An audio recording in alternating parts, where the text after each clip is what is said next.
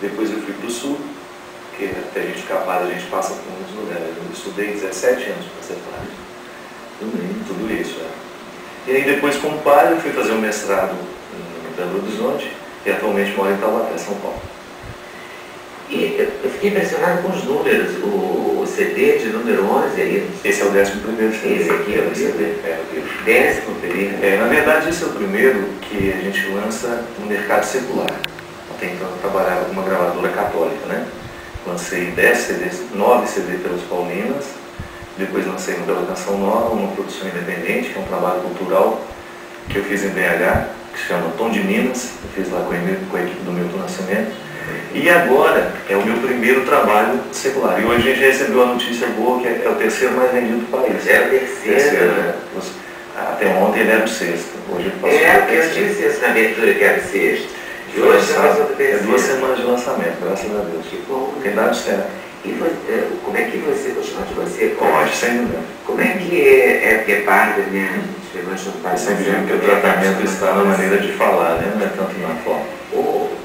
Como é que você escolhe o seu repertório? Na verdade, Leda, eu sempre, desde quando eu comecei meu trabalho com a música, eu tive um desejo muito grande de estabelecer uma ponte entre a cultura e a fé. A minha formação toda me levou para isso, né? Eu gosto de gente, eu gosto de humanidade. E eu gosto de fazer o meu trabalho como evangelizador a partir disso. Eu não gosto dessa religião desencarnada, muito pautada nas esperanças futuras. Eu acredito que isso faz parte, né? Mas eu tenho que dar sentido à vida hoje. E quando eu comecei a fazer o trabalho com a música, eu quis uma música que fosse coerente com aquilo que eu acredito, com a forma como eu sou padre, a forma como eu creio em Deus. E o repertório começou a ser escolhido desde os meus primeiros trabalhos a partir desse desejo.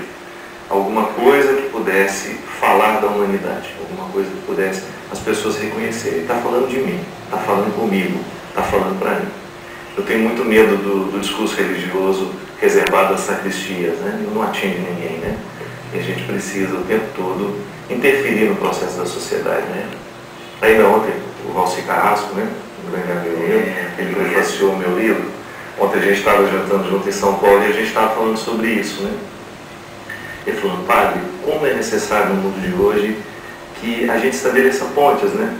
Que o discurso religioso não fique fechado dentro das igrejas, mas que a gente tenha a possibilidade de perceber e até mesmo de estabelecer uma ponte o tempo todo com as pessoas. As músicas nascem desse desejo. E aí quem compõe? Eu tenho, a boa parte dos meus trabalhos são autorais, mas o CD Vida eu quis trazer aquilo que eu considero bom na música católica, né? Nós temos excelentes compositores, gente que tem uma qualidade musical muito grande, Frederico Cruz, Celina Borges, Martim Valverde, grandes Valdir Alencar, que são grandes compositores da música católica, mas a gente é gueto, né? A música católica ela ainda é muito gueto. A gente não conseguiu ultrapassar a dificuldade, por exemplo, de se encontrar um trabalho nosso nas grandes redes de vendas, né? De CDs, até mesmo livros, né? Esse não, porque foi publicado pela editora Gente. Nós temos números que assustam as pessoas, né? Ninguém sabe. Hoje, por exemplo, um disco como esse, vender quase 200 mil cópias em 2 semanas, né? No Brasil, você sabe, né? Estamos da pirataria, ninguém... E mais assustador ainda são os livros. Você tem uma ideia, o meu primeiro livro pela Canção Nova, que foi lançado em março, se chama Quem Me Roubou de Mim? O Sequestro da Subjetividade e o Desafio de Ser Pessoa. Vendeu 150 mil livros em 1 mês e meio. Então, é muito interessante porque é um mundo à parte, né? Tanto é que quando a gente lançou, que o meu livro Mulheres de Aço de Flores é a minha primeira obra literária, quando saiu agora pela editora Gente, uma das dificuldades que a gente tinha era fazer o livreiro acreditar que um padre possa vender livros no contexto secular, né, como é o termo que a gente usa, né? Ou que exista alguma coisa sendo produzida dentro do catolicismo que possa ultrapassar as fronteiras, né? Que não seja apenas para um grupo de beatas, um grupo de senhoras que conhecem o trabalho, que prestigiem, mas que seja uma obra que possa acrescentar a vida das pessoas.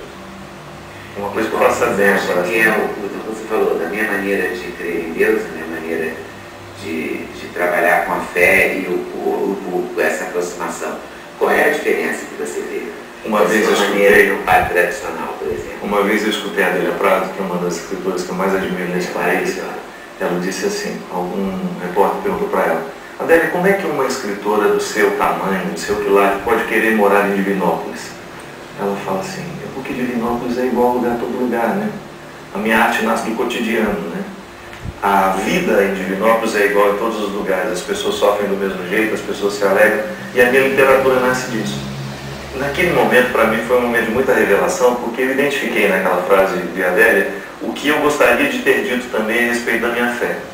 Eu acredito em Deus esbarrando em mim o tempo todo nas realidades mais concretas da minha vida.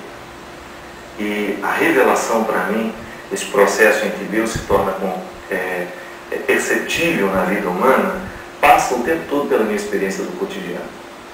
Nunca choveu maná no quintal da minha casa, a imagem que eu tenho da Virgem Maria nunca chorou, e mesmo assim eu continuo fazendo uma experiência de perceber a vida como santa, a vida como sagrada. E no momento em que eu comecei a ter a oportunidade de falar disso, eu tenho um programa de televisão na Canção Nova, que se chama Direção Espiritual. Foi um momento em que o meu trabalho me firmou, é interessante isso, né? Como a gente vai descobrindo o que a gente é naquilo que a gente faz, né? Ou como a gente vai firmando o que a gente crê naquilo que a gente diz, por exemplo. Então, a partir do momento que eu descobri que o cotidiano é o lugar da minha revelação, é o lugar onde eu descubro essa presença de Deus, então eu descobri que eu tenho que ser padre assim também, cotidiano, a partir de fatos corriqueiros. Então a minha pregação nasce sempre o tempo todo deste contexto de todo dia, de toda hora, das dores, essa possibilidade de me apaixonar pelos calvários do mundo, né, de não temê-los, né, de fazer a experiência do limite humano, de tocar a dor humana com respeito, com sacralidade. Isso para mim é ser padre, né? E a possibilidade de fazer a experiência da bem-aventurança, que Jesus falava de maneira tão poética, né? Onde é a sua paróquia? Eu não tenho. Eu faço um trabalho diferente como padre. A doutora Vilma até estava perguntando para mim no início, né? Mas como é que um padre pode não ter paróquia, né? O meu trabalho é exclusivo de comunicação.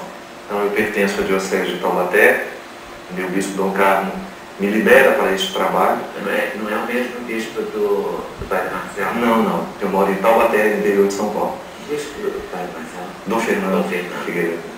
E aí esse trabalho que consiste... Há bispos mais liberais, ou que permitem que esse trabalho aconteça. Não estou fazendo nenhum julgamento de valor sobre o trabalho, não. E nem sobre os bispos. Mas há bispos que não gostam muito. Os padres se aproximam muito da sociedade. Na verdade, talvez até porque tem uma necessidade de muitos padres nas paróquias, né?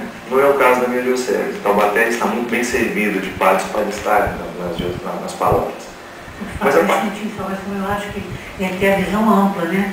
Diz que você está falando da necessidade do padre, ele está inserido no contexto da comunidade. E não só naquele momento de pregar na igreja. Entendeu? O bispo que tem uma visão mais ampla, deve facilita isso. O bispo Fernando do Padre Marcelo, mas eu tenho uma admiração por ele.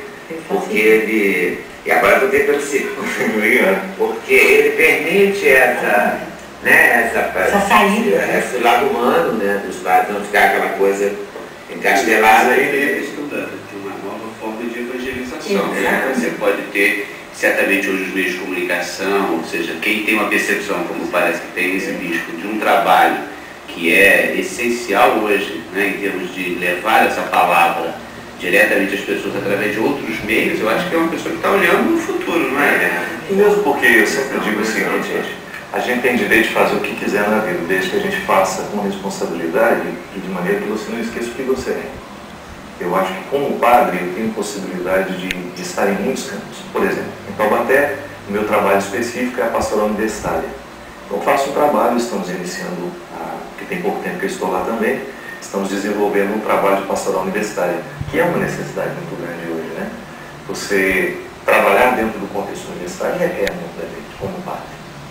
Muito mais fácil falar num contexto em que você não é questionado, que tudo é assimilado de maneira muito fácil. Tudo bem, justamente. Porque até nisso está, né? Por exemplo, quando eu compreendo o que é o dogma, é uma verdade estabelecida, mas que ainda não está totalmente compreendida. E é bonito isso, você pensar que a palavra se ilumina com o tempo. Aquilo que eu sei sobre Deus passa pelo limite da minha inteligência, né? Eu na teologia, o tempo todo, eu estou articulando isso. Deus é vítima da minha inteligência. O que eu digo sobre Ele passa pelos limites dos meus conceitos, das minhas